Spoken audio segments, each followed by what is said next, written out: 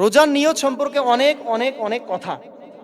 সর্বোপরি কথা হচ্ছে রোজার নিয়ত কিভাবে করতে হবে, কি দোয়া পড়তে হবে, কোন দোয়া করে নিয়ত করতে হবে, আরবিতে কি বলা জরুরি নাকি বাংলাও বললে সমস্যা নাই, এরকম অনেক ধরনের কথা চলে আসে। আমি সংক্ষিপ্ত আকার আপনাদেরকে নলেজ দিয়ে যাচ্ছি।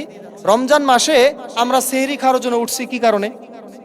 রোজা রাখার জন্য। আসলে একটা কথা মাথায় রাখতে হবে, রোজার নিয়ত করা জরুরি, বলা জরুরি নয়। রোজার নিয়ত করা জরুরি, বলা জরুরি নয়। অর্থাৎ রোজার নিয়ত করলাম, এটা করা জরুরি, মুখ দিয়ে বলাটা জরুরি নয়। আমরা অনেক সময় দেখি যে একটা রোজার নিয়তের আরবি আমরা বলে থাকি, নাওয়াইতু আন আসুমা গদান মিন শাহরি রমাদান। পারেন না অনেকে? অনেকে পারি। কিন্তু এই যে দোয়াটা, রোজার নিয়তের দোয়াটা, এটা কোরআন হাদিসের কোথাও উল্লেখ নেই।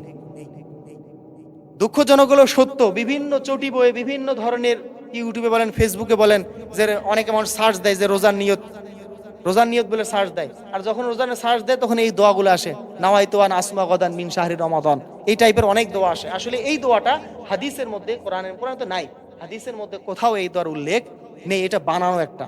সুতরাং কিভাবে নিয়ত করব? নিয়ত তো একমাত্র আল্লাহ তাআলাকে রাজি খুশি করার জন্য করতে হবে। রোজা একমাত্র খালেস আল্লাহ তাআলার জন্য করতেছি।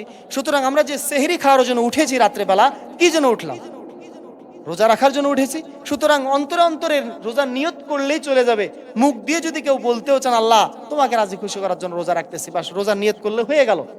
এখানে আরবি বলতেই হবে কথাটা বা বাংলায় উচ্চারণ করতে হবে, এটা জরুরি নয়।